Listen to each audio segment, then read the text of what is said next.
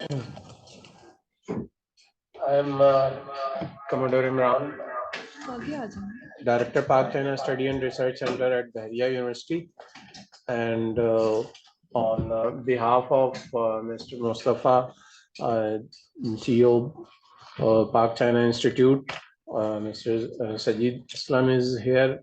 He will be representing him, and his staff is there. First of all, I thank you very much, all of you, for coming here and for joining this important topic. And we were just discussing, this is a topic which has an immense importance in terms of everything, because any regulatory framework which is required for the development, any financial framework which is required for the development of Pakistan is it is essential that it complies the ESG regulations. And so with these remarks, I will hand over mic to the Mr. Sajid for the opening remarks and formally go with the proceedings. Thank you very much. Assalamu alaikum and welcome to today's session. I think if you look at the recent journey and the way the world is moving around and the way the investment flow and the transaction flows we have seen globally, I think it's imperative for Pakistan and the businesses to start looking at what we are doing on ESG frameworks, or whether we talk GRI, we talk SDG, we talk S1, S2, IFRS. So we need a framework which can help us to standardize, number one, the reporting side of it, what's happening in the business and the public entities. And at the same time, which is understandable for investors specifically. Our research, and I'm sure Park China Institute research also reflect the same. Globally, the adoption of the ESG reporting is influenced by the investors, because investors are becoming more aware now that wherever they are making those investments, that may be harming the climate rather than creating an economic activity that may be in parallel creating a challenge in a climate side specifically, and also on the social and governance side. And this realization, particularly with the new investor, which is more millennial, and there's almost $63 trillion which is being transferred now in an inheritance to them, they are very conscious where they are going to put money and what happened with that money down in the upstreams and the downstream both sides. And particularly in Europe, we have seen that adoption. We have seen a very aggressive behavior in Europe in terms of the adoption of ESG, then the penalties if they are not compliant. The word green label is the one of anything which is labeled as a green that has to pass through certain tests. Otherwise, there are significant penalties, and that goes up to like 4% of the global revenue or 10% of the local revenue under the misleading marketing side or misperceptions which it creates. So I think this initiative is a great initiative where we have got the SCP here as well, who are also working on the ESG framework. Now we got the Pakistan China Institute, who have brought out a very great document in terms of the ESG reporting framework, particularly or very specifically focused on the renewable energy. And I'm sure we will see more sectoral approach in that, which will make for each sector it's easier to understand and adopt. So here I'll invite Umar to really explain how we have reached there and what are the content of this framework. Umar, thank you, Sajid. So we have developed this framework for renewable energy projects under CPEC. Shwala, can you please?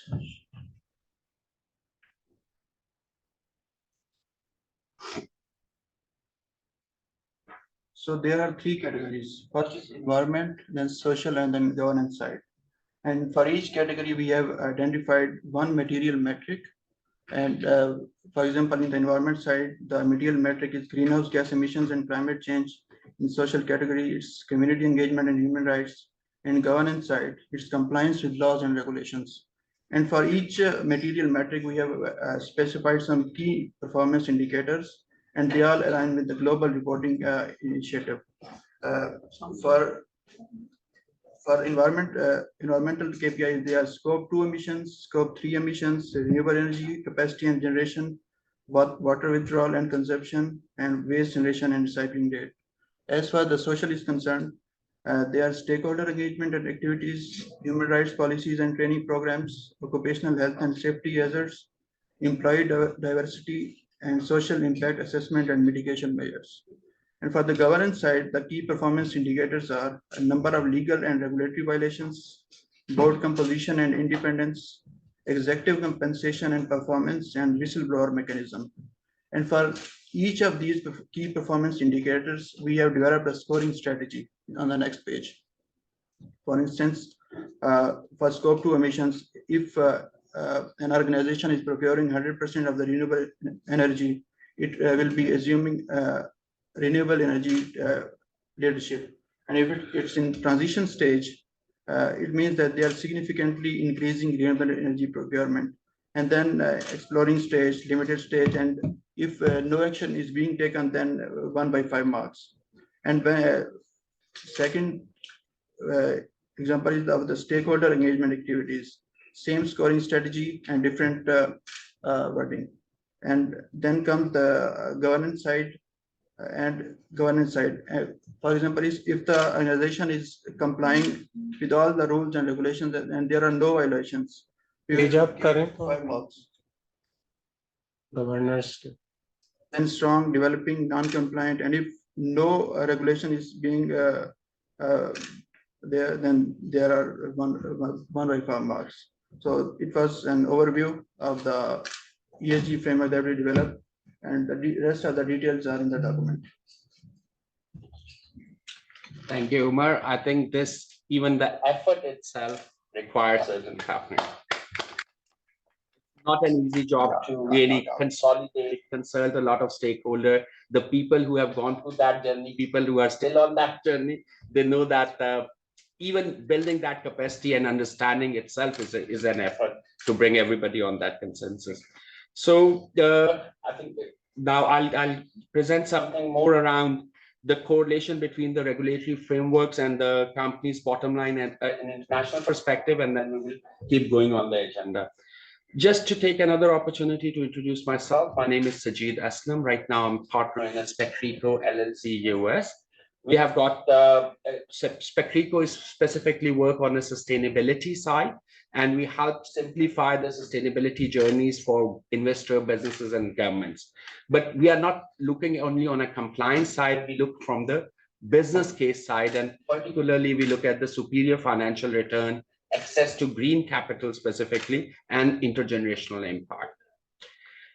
We have got presence right now in US, Europe, and then we have got in Middle East as well, Middle East and Pakistan, and then Asia Pacific. The sectors normally we cover is this. There are 7 sectors. We are very much into built infrastructure to start with, and then energy, transportation, agriculture, and the financial transaction. Today, we are using some of the content and our learnings where we have seen things happening around the world from in the energy sector and how it's evolving. Just to give you a perspective to start with, the climate change is creating a host of living and livelihood challenge. So it's not only the living side, it's the livelihood challenge around the world. We have seen the heat waves, we have seen the floods, we have seen the sea level rising, and the city infrastructure is being at risk, which is creating further havoc for banking and the insurance industry, that what's going to happen in a 20 years if those buildings or infrastructure does not exist. And whatever efforts we are doing, still on average, we are on a trajectory of 2.4 degrees centigrade.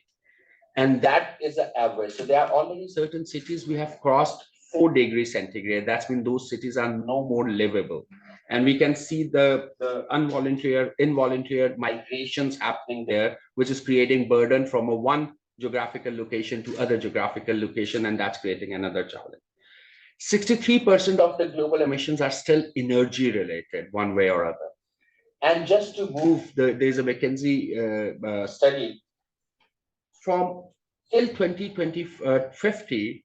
There are 2 areas they have identified. It's the energy and the land use, which will require to transition from a current state to the new state, that will require $9.2 trillion investment every year.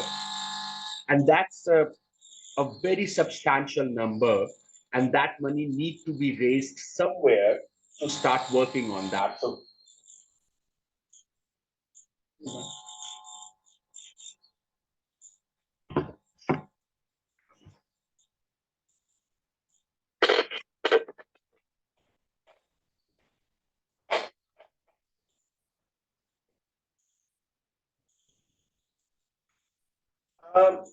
and based on those urgency, we have seen regulators and the governments taking certain initiatives. So they are coming up with with the regulatory scrutiny wherever there is a green claim. Then the investor and the asset managers are becoming more responsible in terms of where they are investing, and they would like to see their upstream and downstream impact of those investments. They are asking for more details around it. And the consumer and the communities are also asking that. They are becoming more eco-conscious. They are also asking for the products and services which really comply with the climate action and a climate mitigation or adaptation strategy, rather than creating a more challenge going forward. Then again, despite all the effort and discussion which we are doing, energy-related emissions continue to rise. And in 2003, we have seen again a 1.1% rise in the energy-related emission. And that's still after all the effort and the money going on in the renewable sector at the same time. And the 85% of the primary energy is still coming from the non-renewable sources. And there's a very interesting analysis which reflect how the energy demand is moving in a different economies, whether we look at the high income, low income, upper income, and the world versus Pakistan as well. So if the last 10 years, 2012 to 2022, we see that the global demand, there's an increase of demand in the energy by 14%. And if we see the shift between the renewable and non-renewable, we can see the 73% increase in a renewable energy. So we are going in the right direction. That's a good part.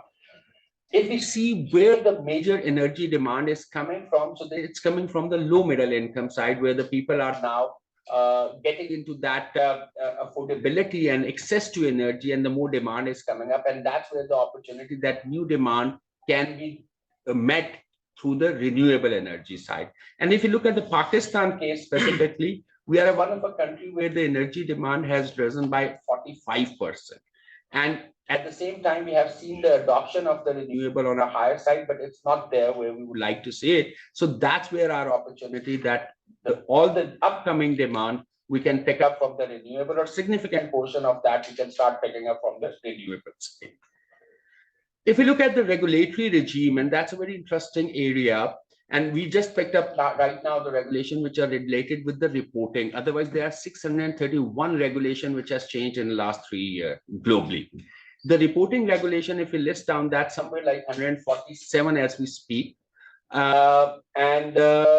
If you look at the journey, it's journey from the consultation to voluntary adoption. Now it's going to the mandatory one, and particularly in the year 2023-24, it started going towards the more mandatory adoption on that.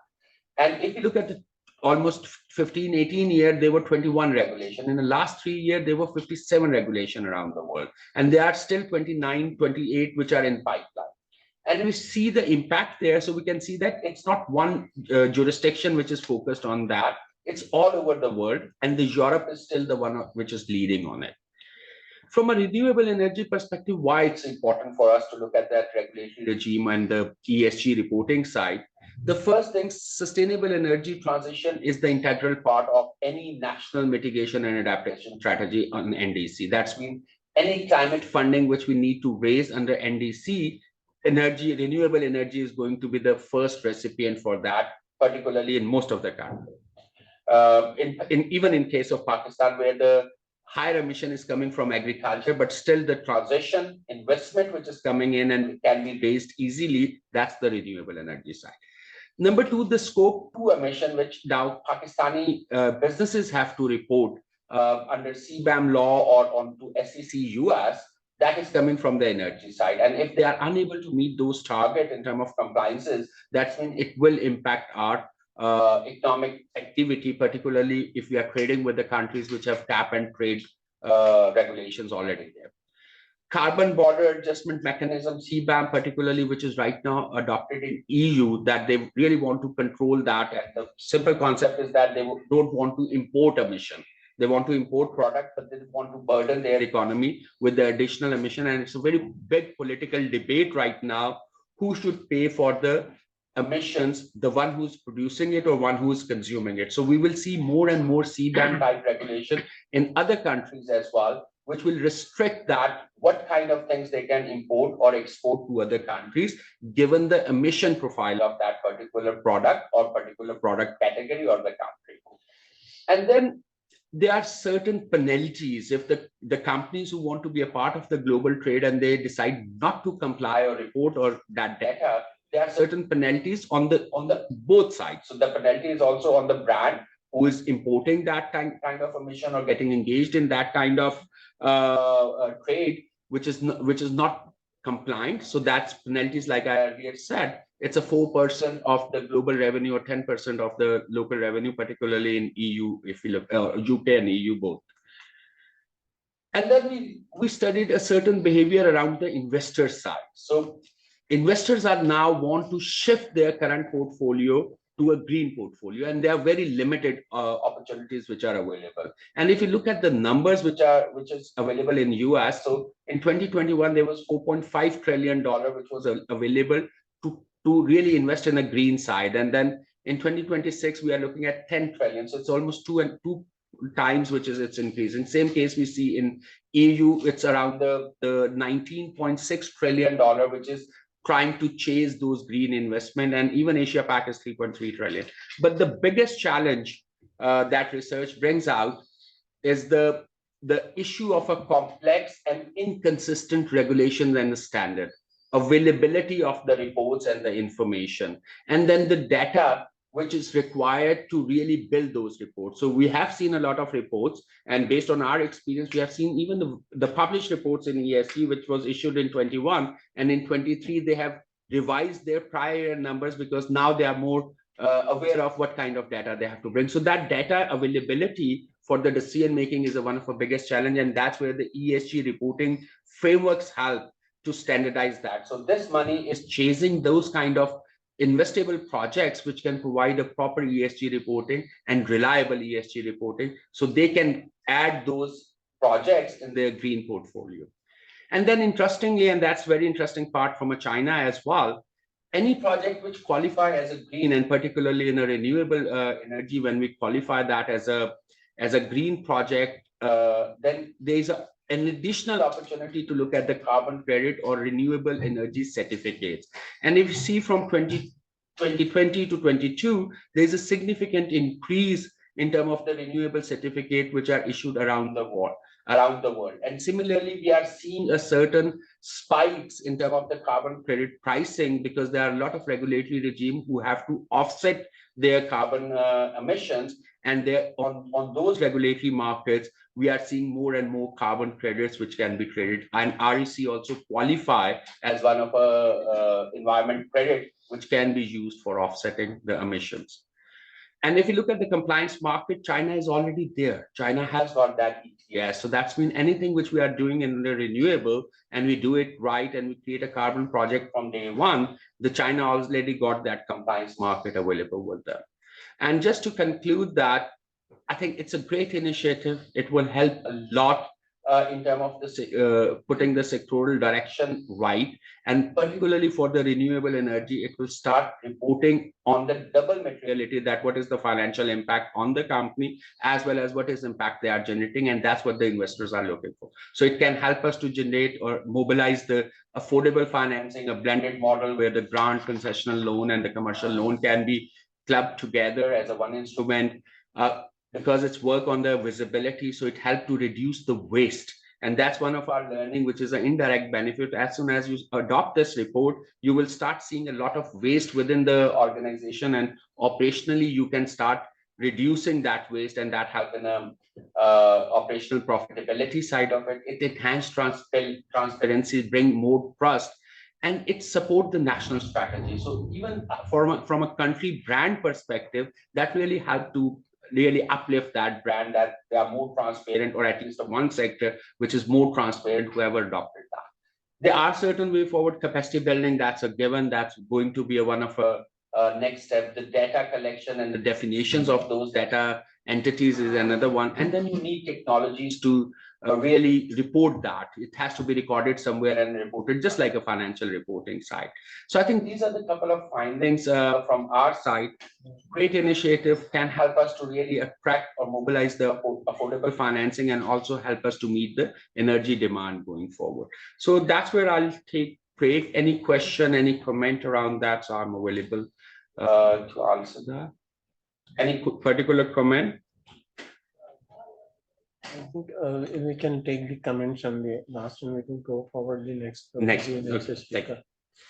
So I think I'm privileged to invite Zubair Saab here to really share their keynote presentation. Very seasoned advisor and most knowledgeable person I interacted in terms of the energy domain. So, sir, over to you, and thank you for joining us today. Thank you, Sajid Saab. First of all, let me congratulate you on an excellent presentation. After doing a lot of research, the presentation was made and giving an international perspective of the green and clean energy. For that, really, I am grateful to you. And let me, first of all, congratulate PCI also for basically developing a reporting framework for renewable energy projects under CPEC. Now, today, what I plan to do is that I would like to share our experience of CSAIL while delivering these three: environmental, social, and the governance issues. So what I today plan is that, first of all, I will give a very brief introduction of CTG and CSAIL. Then I will throw some light on environmental performance of CSAIL projects. CSAIL social works, I will highlight CSAIL corporate governance, and I will also highlight EG's performance with respect to CSAIL. And in the end, obviously, there will be some conclusion. Now, if you see that CTG basically deals in clean and green energy projects. They don't deal in a fossil fuel projects at all. They are the world leaders of the all renewable projects, which are hydros, solar, and wind power projects. We are the developer, owners, and operators of the world largest hydropower project, which is 22,500 megawatts. We have a total installed capacity of about 125,000 megawatts. It includes solar, wind, and hydros. We are operating in 40 different countries around the world. Now, if you see, next, if you see, there is a China Three Gorges, then there is a special purpose company, which is China Three Gorges International. China Three Gorges International is an arm of CTG, which looks after the international projects. Under CTGI, there is a CSAIL, which has 70% shareholding of CTGI and basically 30% shareholding of Silk Road Fund and some minor lenders. In Pakistan, under CSAIL, there are 6 projects. These are being done by special purpose vehicles because it is a law of country. You can get all the incentives provided in the government of Pakistan policies, provided you incorporate a special purpose company under SCCP. Now, in Pakistan, we have a portfolio of 6 projects. Total, basically, investment is around $6 billion. And total capacity of the projects is 2,600 megawatts around. We have 4 projects which are in operation, which is first wind power projects, second wind power projects, third wind power projects, and recently Karot has been commissioned. All these are clean and green energy projects. 2 of our other projects are in the development stage, which are Kohala and Mahal.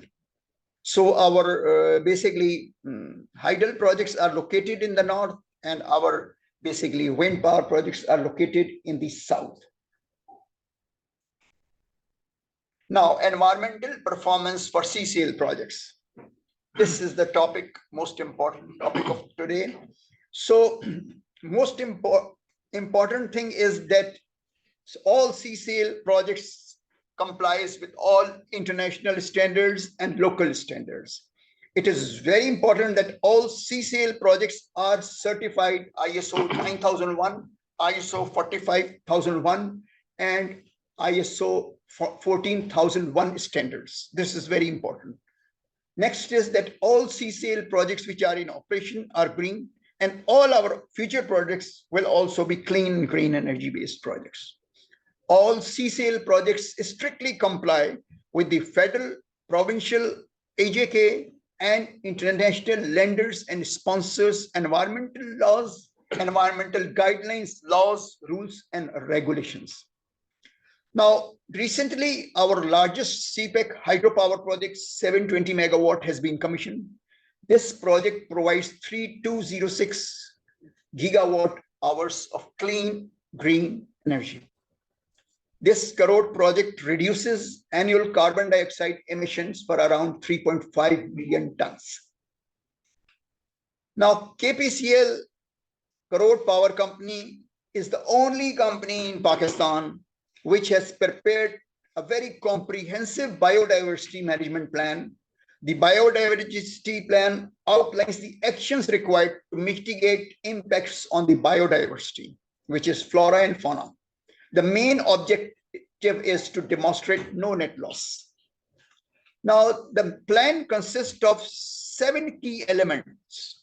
First element is controlling illegal fishing, hunting, and logging, controlling illegal mining in the project area, development of the sedimentation mining plan, community and school outreach strategy, development of the Mari Kahuta Kotli Satya National Park, development of Azad Patan National Park, stakeholders coordination, basically. Now, this biodiversity plan is being implemented 24 kilometers upstream of the project and 10 kilometers downstream of the project. Now, for this, once we have developed the plan, this developed plan was approved by IFC, it was approved by the sponsors, it was approved by the environmental departments of the government of Punjab and government of AJK and federal government. And after that, we signed an implementation agreement with the government of Punjab and government of AJK. Why? Because this project is located in 2 different territories. One is Punjab and the other is AJK. For the implementation of the BMP, because it is a very comprehensive document, the organization cannot implement it by itself, so we hired the consultants. IUCN has been hired for the implementation of BMP plan, and the Hegler-Bailey has been appointed as a monitoring and evaluation consultant. And this plan is being implemented for all 30 years, and it was there from when the project was constructed. So it spans for 36 years. Now, after that, the management committees have been formed in Punjab and AJK both. These management committees regularly meet and they basically monitor the biodiversity management plan. So a comprehensive state-of-the-art biodiversity management plan has been developed and is in process of implemented by KPCL. Now, if you see in Pakistan, there are many hydel projects like Tarbela, like Mangla, like Ghazi Barotha, like Warsak, like Neelam Jhelum next door, like Gulpur. Not a single company has ever developed biodiversity plan, nor they are implementing. This is the only company which has developed the plan and is implementing. Now, these are the some pictures of the activities under biodiversity management plan. Now, KPCL has also developed 20 environmental social management plans to manage environmental and social aspects of the project during construction and operation also now. ESMPs have been developed according to the CSAIL, IFC, and Pakistan HSE social standards, and it has been approved by these entities. Now, the environmental management is to is there to monitor air quality, water quality, wastewater quality, solid waste management, biodiversity, hazardous waste, soil, and emergency. These are the 20 biodiversity plan. For every plan, there is a document, separate document, and there are a lot of equipment available, and these are being basically implemented at the Kurot site. These are some pictures, like I have shown specifically wastewater management. And then there are some glimpses of the environmental management practices which are being followed. Now, to monitor and supervise this, daily inspections are being carried out daily, weekly, monthly, quarterly. Meetings are held weekly, monthly, quarterly, and reporting is done monthly, quarterly, and annually. Now, CSAIL social work. Now, CSAIL basically core objective for the implementation of the CSR activities are, number one, there are three phases. And first is to work with the communities and other stakeholders affected by the project to promote social sustainability, provide investment strategies and translate them to the community development, lay out the foundations and the framework for the development of the community investment plans. So if you can really conclude it in 2-3 minutes. Sure. I will not go into details. Let me then quickly tell you that we are implementing community investment plan, basically, which is developed to share the benefits of the project with the local community. In this, we are developing health facilities, drinking water facilities, educational facilities, infrastructure improvement, recreational facilities. Under CIP, we have completed 9 projects in Punjab. These are the pictures. And in AJK, we have completed 8 projects. I will not go into the details of the projects. These are the pictures of the projects. And under CSR, the field of education, we have provided basically scholarships to the students of that area. And the students have been selected, 33 students. For that, they have done BSc electrical engineering, and we have provided a scholarship for all those students. It was a split program. Half of the program they were taught in Pakistan, and half of the program was taught in China. They have completed, and 10 students we have already hired, and remaining students are doing various other jobs. These are some pictures. And under COVID, the company provided a lot of equipment through 3 charter flights. All this equipment was provided to NDMA and to the local community. And last year there was a flood. Our company, KPCL, donated $650,000 basically dollars to the government of Pakistan. Now, this is very important. This slide shows that safety improvements are 95%. 3.5 million tons of basically carbon dioxide is reduced. There is a 0 fatalities. There is 100+ safety and environmental training conducted. More than 1,000 safety environmental champions competition has been awarded. There are no accidents at all. We have prepared a specific CSR report. It documents all the CSR activities which we have undertaken. Under corporate governance, we have a board. This is a board which consists of 7 members. 2 are from private sector. 1 is from private sector and 1 is from Silk Road Fund. Then there is a management committee. And then there are 10 specific departments which performs according to the requirements of the basically CSAIL. And there are basically 4 important committees. The most important committee are, which I would like to highlight, is Integrity Compliance Committee. There is an Audit Committee, there is a Finance Committee, and there is a Strategic Committee. These are just the board members. Then the core concepts are core values, mission, and vision. Our vision is to build an international first-class clean energy group. I will not go into the details of the mission and core values. Our principles for the corporate governance are accountability, fairness, transparency, and responsibility. And our key corporate governances are board governances, internal control and risk management, shareholding rights, relations, transparency, and information disclosure.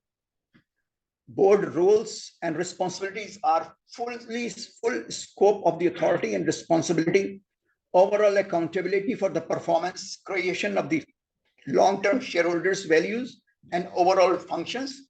Now, this is very important. There is a specific integrated policy. There are 7 integratory policies, and these are implemented. And there is a whistleblowing policy also.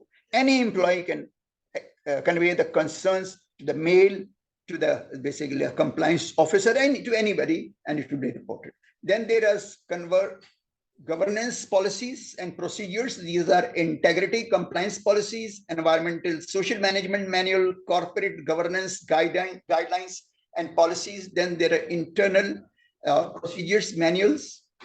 Now on ESG performance, basically the CSAIL continuously work for zero human personals, assets and environments. All CSAIL business activities are conducted in accordance with the applicable labor standard laws and fundamental human rights. CSAIL is committed to maintain a comprehensive, effective and consistent health, safety and social and environment management system. And guided by IFC and CTGI guidelines standards, CSAIL is certified to ISO 9001, 45001 and 14001 standards. Now we have prepared a ESG performance report. I will provide a copy of that report. The report basically highlights the features of our initiatives and achievements in environmental, social, and governance performance. Report showcases our commitment to create long-term value for our stakeholders. The report also outlines CSAIL's ESG vision and goals, and in the end, the conclusion. The conclusion is basically that CSAIL has achieved a lot of success in areas of environmental, social, and governance performance for its hydro and wind power projects. They have engaged with the stakeholders, respecting human rights, promoting diversity and inclusion, and adherence to the highest standards of ethics, transparency, and accountability. Thank you. So thank you very much. I think a lot of progress and a lot to learn as well. I'm sure people will be interacting with you. Sure. And specifically, everybody will be asking for the copy of the report. Sure. Digital, ideally digital, Sure. not paper-based. Thank you. I have to be quick because you had paid limited time. There was a limited time. Otherwise, I would have explained. It's good. We can share You can get things an later idea. as well, and we can get the idea as well. So I think I'll be inviting Ms. Sarah Jain right now, Managing Director V20, to share her thoughts with us on a growing trend of ESG investing opportunity and challenges.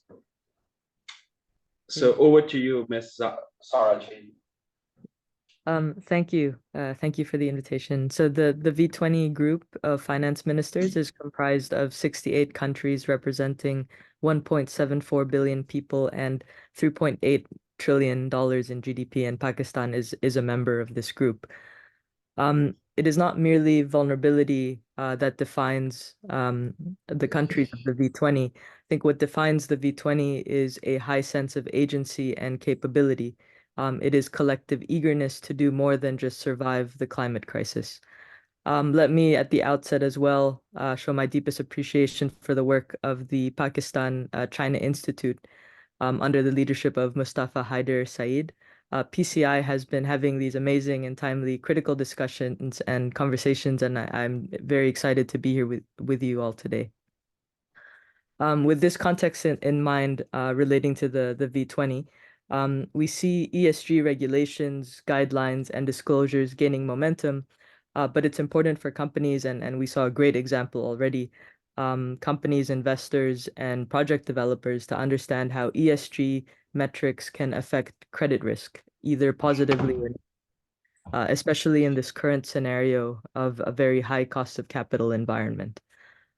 Much like climate change impacts, many ESG-related issues are not yet incorporated into the company's financial metrics. But as we see, these risks permeate into the financials and ultimately impact credit risk. We see the Securities and Exchange Commission, as mentioned earlier, of Pakistan, make significant changes since 2013, following global trends to require companies to publish ESG performance. And we see China's 3 stock exchange also issue ESG reporting guidelines. We are seeing a convergence relating to ESG and climate. The interplay of sustainability challenges like climate and biodiversity have also made investors more cognizant of systemic risk. In other words, while it might not impact directly one company, it does poses a wider risk for investors and asset owners. And in terms of financial relevance, it could lead to a breakdown of the entire system, which is what we see when disasters strike. So more can be done within ESG, but more so in terms of reducing risk that ultimately benefits the credit profile, which can have a direct impact on the cost of capital if recognized. Integrating ESG and attracting ESG investments is critical to enhancing resilience, development, prosperity, and climate action. So how does a country move from vulnerability to prosperity? Well, a lot of work across the V20 is driven by a program called Climate Prosperity Plans, CPPs. So these CPPs are country-led investment plans that establish socioeconomic outcomes as a top priority while simultaneously fully integrating climate resilient and low carbon results as intrinsic co-benefits of climate smart design, including through debt for climate swaps, including debt for renewable energy swaps, carbon finance through voluntary markets, and internationally traded mitigation outcomes. I heard in the earlier presentation, CBAM and other types of exchanges that could happen around carbon. We also saw in 2022, Pakistan faced floods and heat waves. Another looming threat this year is less snowfall in the Himalayas, leading to water insecurity, along with looming food insecurity. So on one end, we see these physical risks of climate change, and then on the other end, we see transition risks relating to the power system. Given the impacts of the pandemic and climate on governments' balance sheets, it'll now be important to consider targeting assets which are proving to be an economic burden to the country and to enable opportunities for more private sector participation. So there is an opportunity to displace fossil fuels in order to reduce inflationary and stranded asset risk towards domestic renewable and regional renewable energy wealth. CPEC, through a shared prosperity agenda, could capitalize on China's manufacturing capacity in renewable storage and smart technologies to improve management of systems and an opportunity to include Pakistan enterprises in the supply chain. Equally important is the focus on cities. CPEC development around cities will be critical given Pakistan's high urbanization. Islamabad, for example, has an urbanization rate of 4%, the highest in South Asia. An ESG framework can offer a structured approach for cities and local governments to assess and address these socio-environmental challenges while also ensuring good overarching governance.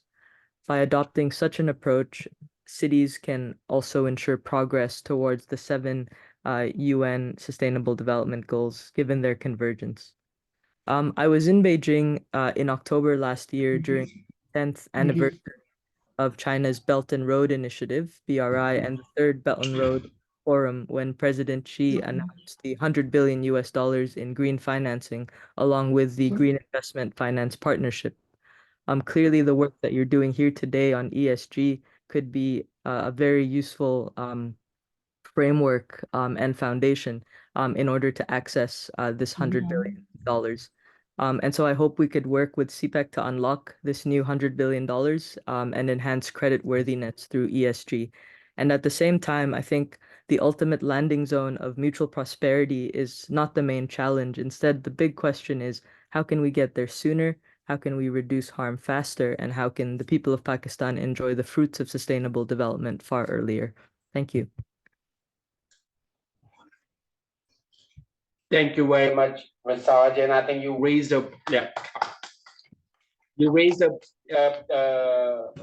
very interesting area and aspect that there's a funding which is available, and again, it's required clarity on how we really develop those investable projects and report back the ESG metrics specifically, which is more understandable and more aligned with the global one. So thank you very much for your contribution. And now we move to the next contributor, Ms. Zonesh Anayat, Additional Joint Director, SCCP, and she will be sharing her regulatory framework and compliance in ESG reporting for renewable energy projects I personally witnessed that journey on the ESG regulation and the roadmap she is working for a while. And I think it's a great contribution for Pakistan at the same time. So over to you, Mr. Thank you, Sangeeta. Thank you so much for the very generous introduction. Please connect the presentation. Yeah, the presenter. Presentation. Email.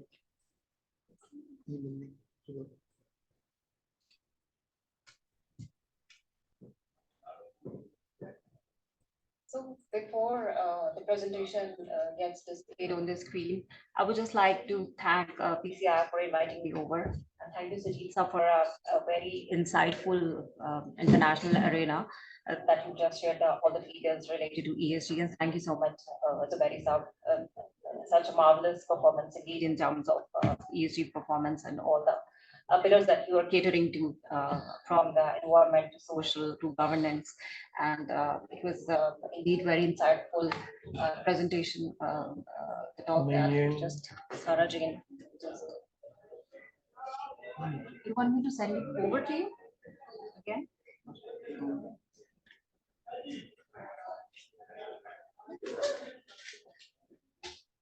So basically, ESG is a priority area in the SEC's regulatory agenda.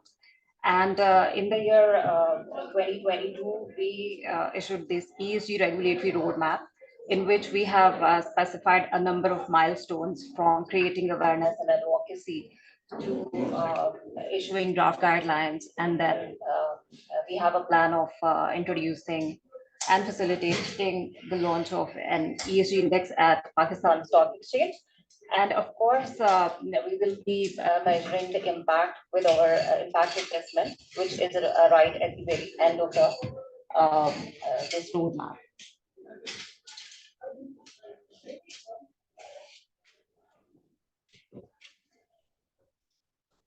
It's the same one, this one.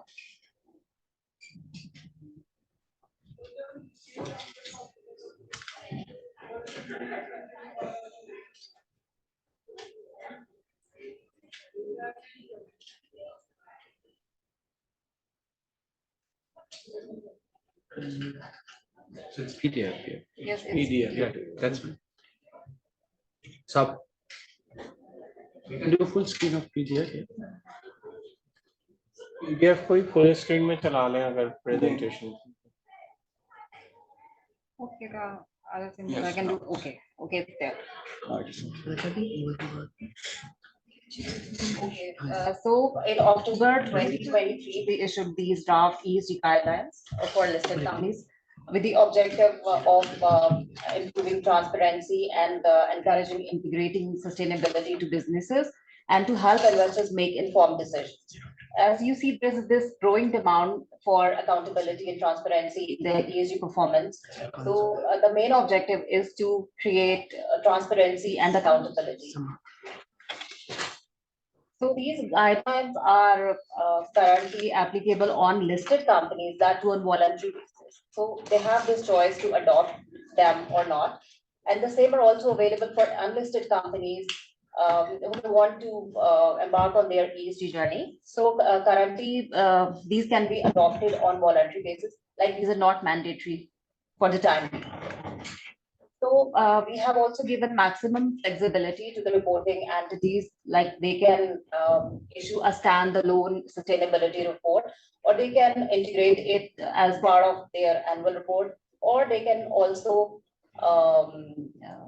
publish online disclosure that commensurate maybe with the size and scale of the business of the companies. So we have seen these consolidation of ESG reporting frameworks and standards. So after COP28, we have seen the most recent integration of TCFD into ISSB. So broadly, there are two reporting frameworks are currently available. These are the ISSB and the GRI. The rest of the reporting frameworks and standards have been consolidated into ISSB. So as I just explained, the most commonly used anchors for ESG reporting as of a KPMG survey of sustainability reporting 2022, GRI remain the most widely used sustainability reporting standards globally. ISSB has also issued 2 sustainability and climate-related disclosure standards, and IOSCO has endorsed them for adoption in the capital markets. So our ESG guidelines primarily specify these 4 reporting considerations. That is the governance, that is the processes, controls, and monitoring, the involvement of the management or the board of directors of the company. Then there's the strategy part where the board and the management have to set certain sustainability related risks and opportunities, the strategy to cater to the risks and opportunities in the short, medium, and long term. Then the company has to identify the processes to assess, manage, and given those sustainability related risks. Then we have also specified over 30, I think 37 metrics and targets that can be used to monitor performance of sustainability related risks and opportunities and for comparison purpose in the peer group or for the prior of the company. So these are the ESG disclosure matrix. There are 3 pillars: environment, social, and governance. In the environment arena, we have these GHG emissions, scope 1, 2, 3. Then we have emissions intensity, the energy usage from the renewable or from the fossil fuel that the companies have to specify. Then the energy mix and water usage, the fresh water or the water that the company has reclaimed. Then environmental operations. Then there comes environmental oversight, whether the board of directors is responsible or the management or there is this chief sustainability officer within the company that is responsible for overseeing the ESG related principles and performance of the company. Then the company has to specify the climate risk mitigation and adaptation. So moving to the next pillar, social, we have specified the CEO pay ratio, the gender pay ratio, the employee turnover, gender diversity, which is something very close to SECP's regulatory agenda, because we are promoting diversity, equity, and inclusion. We have also recently amended our code of corporate governance to make it part of the code to have the board's oversight. Then we have this matrix for temporary worker ratio, then non-discrimination. We have also just recently completed public consultation on an anti-harassment policy for the companies. Then as a very sub has also mentioned, the injury rate, the company have to specify their, the standards, the safety standards. Then the global health and safety, child and forced labor, the human rights, the marketing of their efforts, and then the corporate social responsibility, which has essentially graduated into ESG principles now, and the working conditions and the employee training and succession planning, which is also very critical when it comes to ESG performance of the company. So moving to the last pillar, G, governance. Under governance, we have this matrix for board diversity, as in not only in terms of gender, but in terms of the education, qualification, and experience. And the board independence, like we have this requirement of having 1/3 independent director at the board to have to give fair representation and fair views. And then we have this incentivized pay, like the performance related to ESG that should be considered as part of the overall pay package of the management. Then collective bargaining and the supplier code of conduct when it comes to the value chain. Then ethics and anti-corruption data, which is very important, the data breaches and what are the policies of the company. Then sustainability reporting, as I have explained a little earlier, disclosure practice, external assurance, and on the basis of public consultation, we have also introduced these board competence matrix, which specifies that the board should play a proactive role in terms of its knowledge and awareness of the ESG challenges that the company is facing. So that's about it. In the interest of time, I've kept it very brief and short. Thank you. So we can have maximum time for the conversation and discussion. No, thank you very much, and lovely presentation and a great journey. where we are, and we are hoping that more and more adoption can happen as quickly as possible. Like Sarah also mentioned that how fast we go is also an important one. So thank you very much. Yeah. So now I think we will hand over to our next speaker, Mr. Ahad Nazir, Head of Private Sector Engagement, SDPI, and he will be sharing innovation in ESG financing, aligning capital with sustainable development and goals. Well, thank you very much. Thank you, PCI, for the opportunity. We have been working with PCI for, I think, since 2020, I guess, on the clean energy transition agenda. And I think all of the people around have been working with our clean energy transition team as well. And thank you to Bahria University as well. This is actually my second home. I spend almost 25% of my time in Bahria University. So it's always a pleasure to come here. I think speaking towards the tail of the discussion is always difficult because most of the things you want to say have already been discussed. But I'll just start off my points with a very brief way of how I see ESG, and of course the topic, the innovation in ESG financing as well. Of course, first of all, we need to understand. I think if we, I'm a follower of Machiavelli, so I believe that no one actually wants to do good unless they have an economic case to it, or just like Sajid Saab also mentioned, you have a responsible investor behind you, or you have a responsible customer that is forcing you to do good, or of course there is a regulator that forces you to implement these ethical practices. So that is how these ethical theories converted into first of all the CSR regime, and then into ESG. Of course, we have several of the instruments that are used for this financing.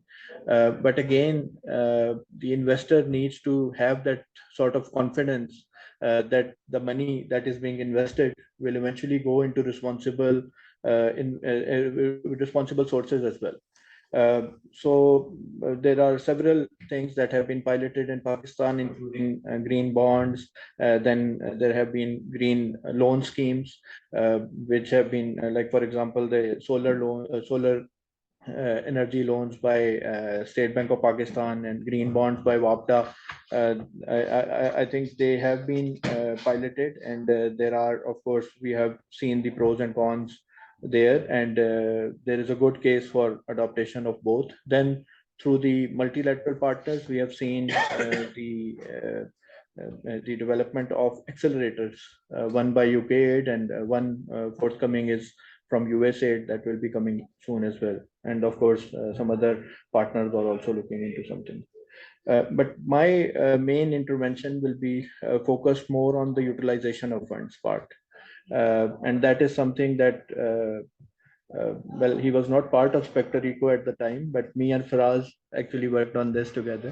And that was a concept of creating an impact fund in Pakistan with the PSX, of course.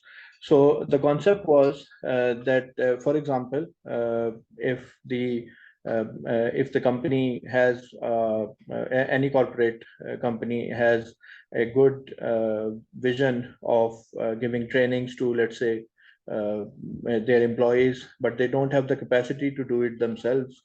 So they have a lot of other avenues which can be employed. For example, one of the avenues is the startup community.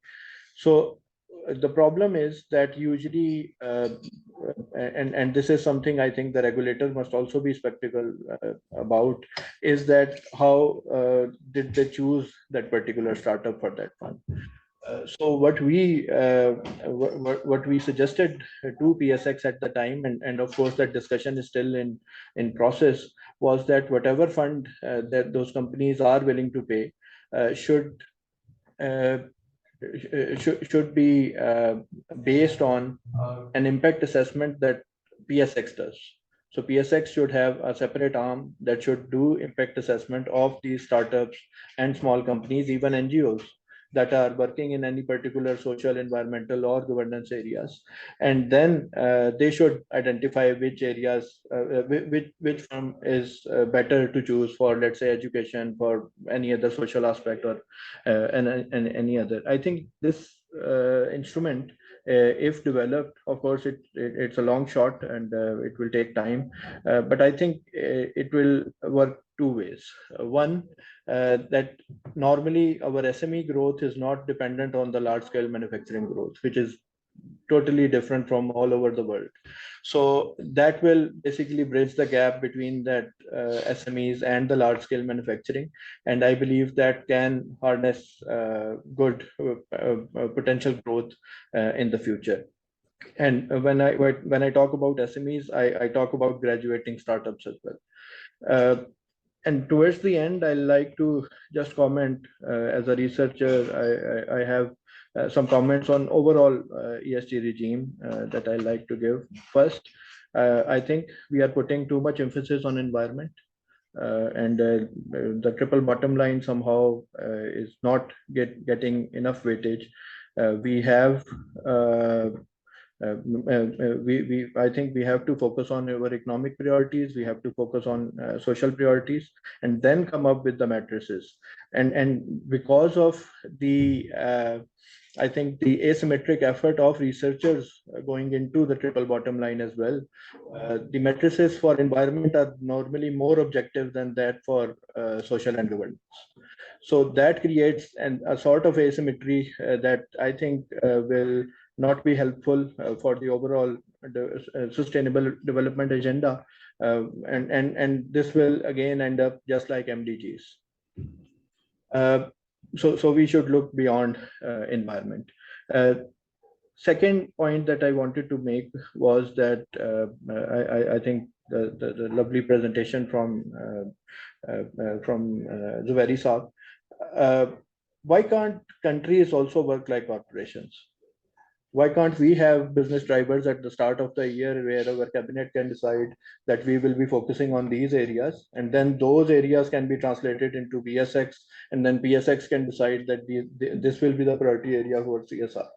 So I think this is something, and of course we can keep some percentage of the funds for disasters, which are, of course, I think we will be having annual disaster holidays as well, because we are not mitigating enough. And second concept that I would humbly like to submit here is that we focus a lot on the sustainability of the product of the projects that we talk about, not on the processes. I don't believe that a dam construction and wind power plant, I've spent 6 years in wind power industry. Wind power plant is not a green project if we consider the process part. We have to actually create that, and this is based on the research by Sylvius, who is basically one of the gurus of sustainable project management. I think the process sustainability part needs to be considered. And similarly, I'll just explain this through an example. That biodiversity in wind power plants, I was part of the first the FFC Three Gorges or FFC Satsadi started with. So I was assistant project manager for FFC wind power plant, and during commissioning we saw there was a degradation of mangroves. There was and there used to be a lot of small animals, goat, there are a lot of ecological losses. So the point is that we cannot call a wind power project totally green. So we need to accommodate that in the metrics as well. And one more part, I think, just like I mentioned, that countries need to devise their own strategies. We have heard that debate, especially from the government, that we are not part of the, we emit very less So I think our focus should be equally balanced for environment, social, and economic side of things. For example, I think a 50 megawatt wind power plant is usually taking up an area of around 1,200 acres. And I think a similar area for a coal mine will have at least, I think, 40,000 to 50,000 employees, while I think only 45 employees work in maintaining and operating the power plant. So I think the metrics should be based on all of these, should be contributory to all of these aspects. So thank you very much. Thank you.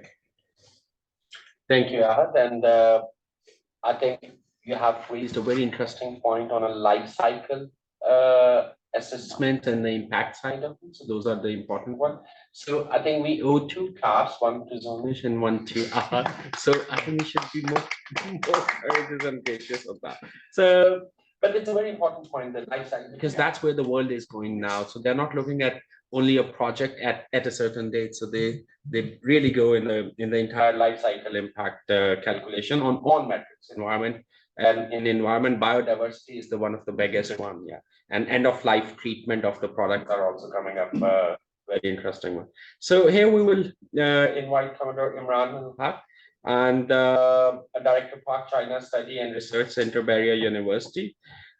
He will share his regulatory trend and ESG compliance, what companies need to know. And I think this is the most important area, what we need to know, the capacity side of it. There are a lot of discussion, and not only Pakistan, around the world, but the things are not as clear as it should be. So thank you very much, Imran Sab. So over to you. Thank you very much.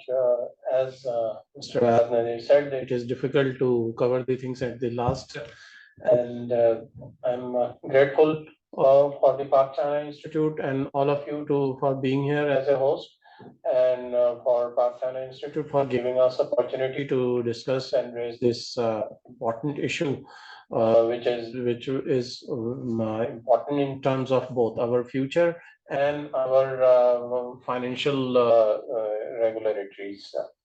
I will go with my presentation. I was given the topic, the regulatory trends and ESG compliance, what company needs to know. I've divided it into two things, the regulatory trends and then the what companies need to know, and conclusion and recommendation. I kept it simple, and most of the topic has been discussed, and basically this August gathering and knowledgeable gathering knows most of the thing, but for the sake of revision and for the sake of highlighting few points, I will go through these. Following the COP26, the IFRS was founded, and on this slide, it is the most important point is that the ISSB, the task with the setting IFRS sustainability disclosures. And it's important that China national standards are substantially covered converged with the IFRS standards. It is not the different. So in most of the world standards, if we think that China is different than the world, in this case, it is not like that. And what is the ISSB? ISSB is baseline for the sustainability related climate and other disclosures standard there, and they have organization under them, but we have to focus on the Sustainability Accounting Standard Board, SASB, which is conferred with the responsibility to serve as the key starting point for developing IFRS sustainability disclosure standards. So before there were many standards and many things were coming, but this SASB standard has one platform which has given to the different. What happened after that? Rather taking from the history, and then it finalized the Clean Air Act in USA. It came, the EU emission trading system came in France. The mandatory climate change reporting came in Germany. Introduced the sustainability code. And in Netherlands adopted a corporate governance. But unfortunately, Pakistan Companies Act 2017 is devoid of any ESG aspect. It has few clauses, But as we have been told by the Mr. Zanish that they are doing something, and but still it is not in the law. So what happened next that I have referenced a UNDP ESG business handbook. It says the success is no longer considered in isolation from social and environment sustainability. And rather, they are viewed as the interconnected aspects of long-term success in companies. And of course, as Mr. Adney said, they have to strike a balance between the three pillars. And what happened to all later on due to these regulatory trends? In 2020, the ESG assets surpassed 35 trillion USD, as Mr. Sajid was also talking about the money flow. And in 2021, it is likely to surpass $41 trillion. And in 2000, sorry, it is not 2015, it is 2025. In 25, it may even surpass $50 trillion. And more than 80% of investors consider ESG factors in their investment processes, and 54% investors believe better ESG practices by companies, and result is stronger. And this is the thing which shows that how money is being flow from investors to the countries. And I have taken one example of the World Bank green bond. And this is one example. I want to highlight few things. Basically, the green bond, it is a transition. It supports the program transition to low carbon and climate resilient development. I will not go into the details of it because we know. I will only, they follow a 6-step procedure additionally covered by the 3 steps for the get the financing. What I want to highlight is on this slide that in this is taken from the financial year 2022 World Bank. The World Bank has committed $18.7 billion. While China Green Bond, I have not covered because of time constraints in this presentation, but China Green Bond has committed $21.83 billion, even more than the World Bank. So this is the fact, and where China is investing, we all know that it is BRI and CPEC, and what the opportunities the countries like Pakistan has in that domain. It's very, very important that money is available, and we have to do something sensible to get that investment. This is the overall ratio of investment by the World Bank green bonds, which is being invested in these ratios. And this is one of the important slides. We can see as per the financial year 2022 report of the World Bank green bonds, 126 projects are there with total commitment of $14.783 billion. $14.783 billion. What Pakistan, it's only 2 projects and 216 millions. In contrast to the India, $3.167 billion and 13 projects.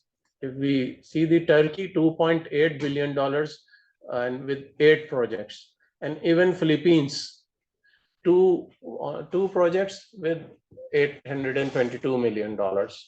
So this is where the point comes of what companies and government need to know to leverage these ESG standards, because the funding is available, but we are not leveraging it. And this is what we have probably don't have the requisite knowledge or skill to draft such a feasibility.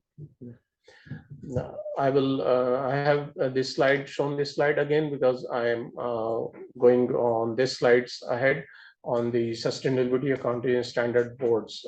What this board is doing, we all know that they are covering the standards, and in 2023 they have released the standards for all the industries in the environmental, social, and governance. What they cover, I will quickly go through. This has been covered by the other presenters, and in the climate change, carbon emission, product carbon footprint, and financing environmental impact, climate change vulnerability, and I will go one by one these slides. And actually, it is a very, very vast canvas in which these things are environmental, social, and governance are covered. Nothing is less. And this is one example I have taken from one of the company which did the Coca-Cola ESG disclosures.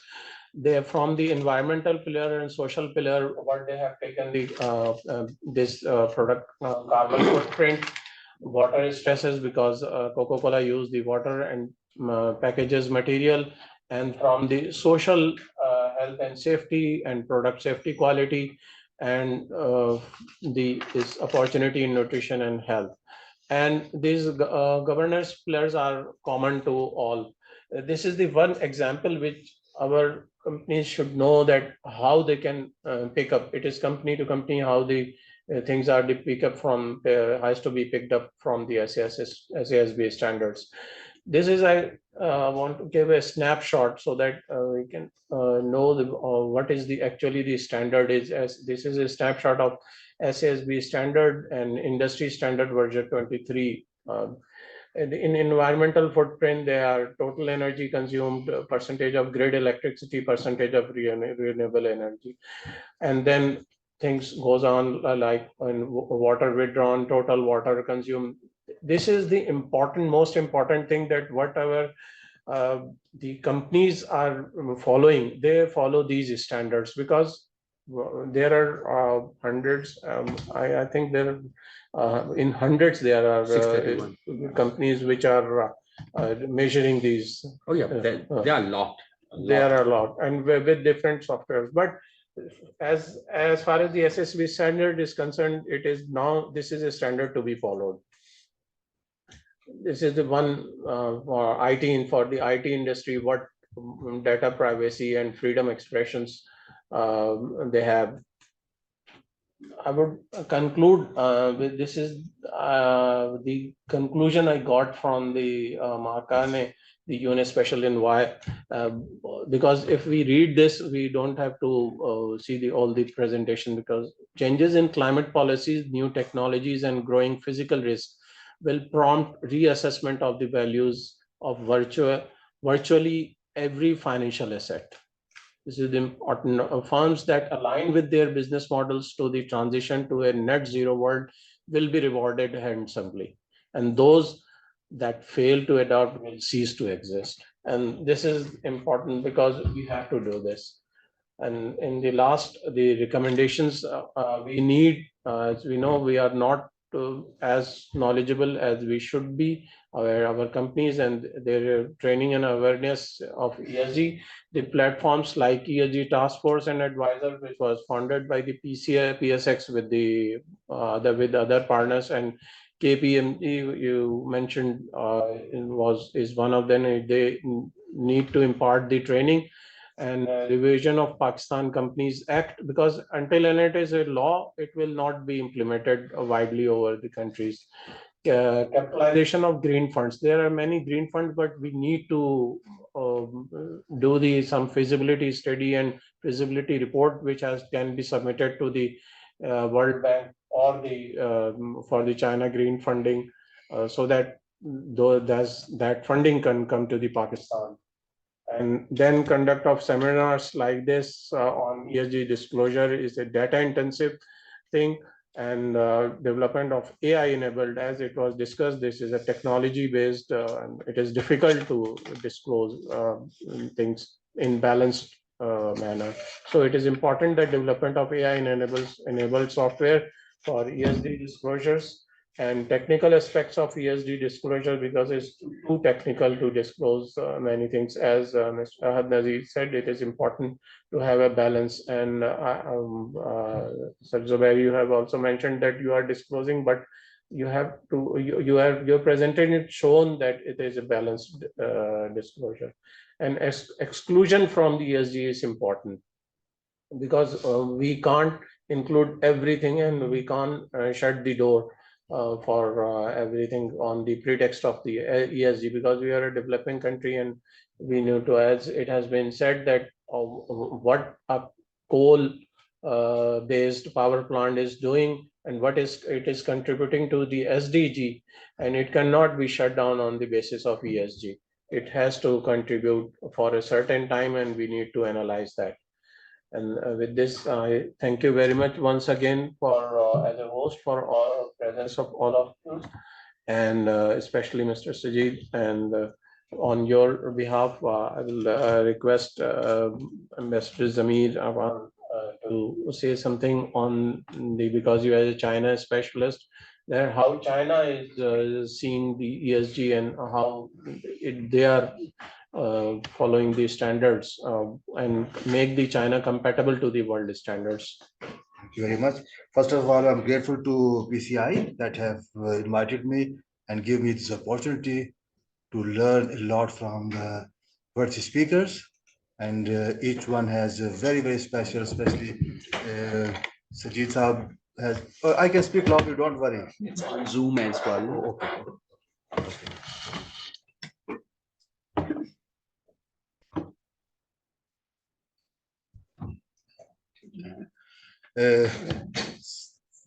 Sajid Saab has given very good introduction and very good awareness. Then Mr. Umar Farooq has a very good presentation. Zubair Saab is a guru and we admire his knowledge, and he is a ocean of knowledge. And Mr. Ahad Nazir has pointed out important issues, especially he has described that wind is not 100% or perfectly, absolutely green energy. Even that solar is not absolutely green. Yeah. So there is always something, science is in the stage of evolution, but we try our best to find better options. And Zunesh Sanayat has given a perspective of the company's acts. One thing I think that if we incorporate as a law, mandatory, at this stage, it will be very difficult and challenging. We need to create awareness and then we move forward. And especially Imran Saab has given the company's perspective. Who are the implementing, who are the stakeholders? They should know what to do and what to do, not to do. It was very good learning for me. I feel more educated. Thanks a lot. However, as you asked me to talk about the China, before talking about the China, I give you a little bit perspective, the environment issues globally and historical background. While Europe was developing their economies after the World War II, after 1945, especially in the 1950s and 60s, they ignored the environmental aspect and social aspect and all the aspects. They just focused only on the economy. As a result, they become rich, their economy becomes stable, but they have polluted their environment. And especially the UK. My friend, his uncle lived in Sheffield, that was the steel city, and he used to tell us the stories about the Sheffield in 1950s and 60s. Even that many other European countries were polluted to the extent. Once their economy becomes stable, they can afford, they have the money, then they addressed the environmental issues. And they evolve the standards of environmental standards and green and this and social standards, all these standards they evolve. The same thing China did. China was a very poor country, very backward country. I went to China in 1980. At that time, the China was much, much behind Pakistan. Pollution, poverty, shortage of food, everything was the bad you can say about China, you can say. China ignored the environmental and social aspect and developed the economy, focused only on the economy. They used coal everywhere, wherever it is possible, and polluted the environment. But a stage has come when the China become rich and got money, then they start to address environment issues. Anyhow, India is doing the same thing now. They ignore the environment issues and focus only on economy, and their industrialization has adverse impact on Pakistan. China then started to address the environmental issues. They closed down some of the polluting industries. The use of coal has been reduced and almost banned in big cities. And I think that China is a country which is spending much more than any other country on the environment, America and Europe. And there is funding available from China. Unfortunately, our people have the Western mindset in Pakistan. They feel more comfortable to deal with America and Europe. So they think that to get some funding from America and Europe is much easy as compared to from China. But more opportunities are available in China. We need to understand the Chinese system, how to get the funding from them. We need to fulfill their requirement. We need to understand their political and the governance system, their governance structure, how to get the funding. That is very difficult for our people with the Western mindset. We need to understand the Chinese governance system, Chinese political system, and Chinese working ethics, and then we can maybe succeed to attracting this. Regarding funding, I have a little bit observation. From the Western world, we are getting a lot of funding, but this funding is only on the social sector. Social sector is very important, with no doubt. Mostly on the women's rights and gender equality and the democracy and freedom of expression and these things. And with due apology if somebody is offended, but yes, of course we have to. Yeah, sure. But Western funding is utilized to organize some seminars in Serena Hotel, in Marriott Hotel, and some ministers come and have the good photo session and good food is served, a good media coverage is done. But practically the women who are suffering in the far-flung areas, in the interior Sindh, in the FATA, in the GB, is not the beneficiaries.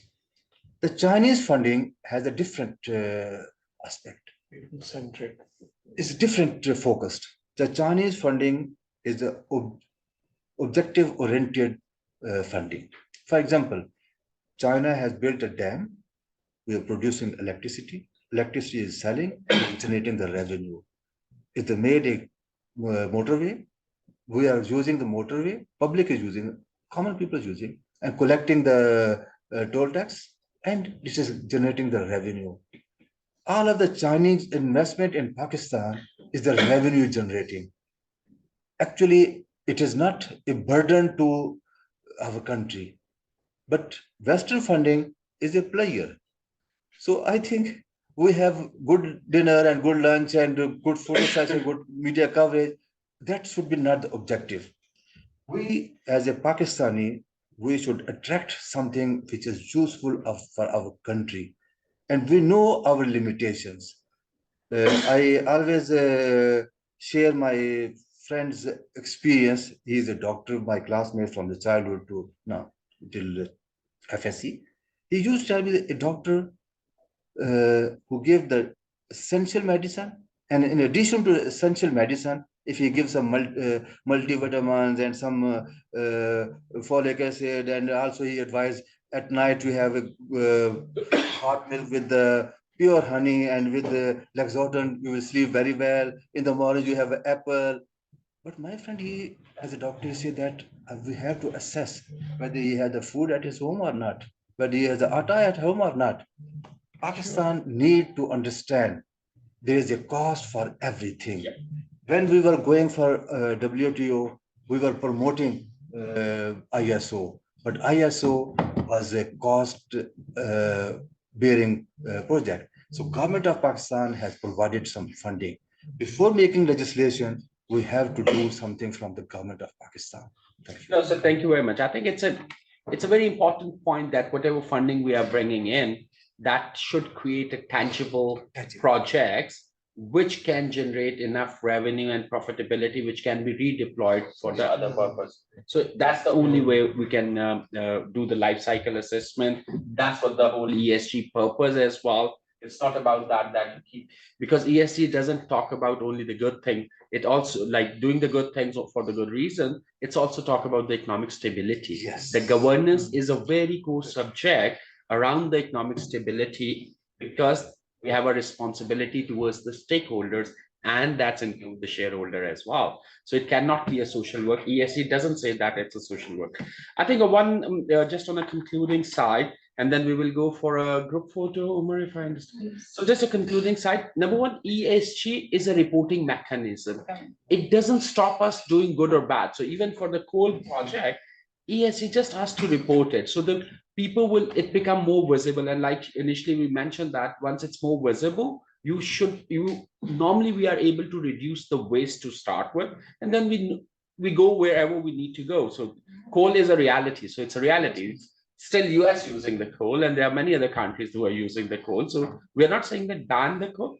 It's just that on a comparable basis, we can see how the coal efficiency is working, what emission in a one area versus emission in. So it give us certain visibility, and then the investor, the stakeholder can make their decisions accordingly. So I think one thing which I would like to clarify, because we worked a lot on a global side, nobody is saying that the ESG reporting will stop the project. It says create a visibility and comparability. That's it. That's what that gives. And all metrics within the ESG are as important, and like highlighted whether the climate should be more focused versus the social side or a governance side. I would say, given the type of industry somebody is in, every metrics become important. If you are in a service industry, so employees will become the most important focus as compared to emissions, because the emission will not be that material. But if you are in energy, definitely you will talk about emission. If you are in agriculture, you will talk about the biodiversity. So thank you very much, Umar. Number one, thank you very much, PCI. Thank you, Bahria, as well, for arranging that. And thank you all the participants who are present here in the room and the people who are listening us online. Thank you for your participation. And if there's any comment, you can still send it to PCI, address it to Umar. He's the significant contributor towards that ESG framework.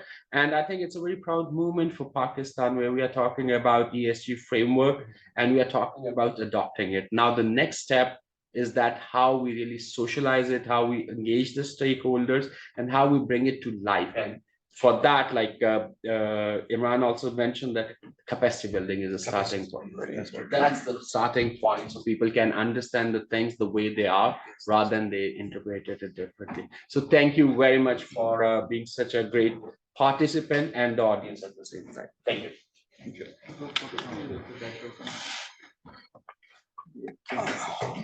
Sorry?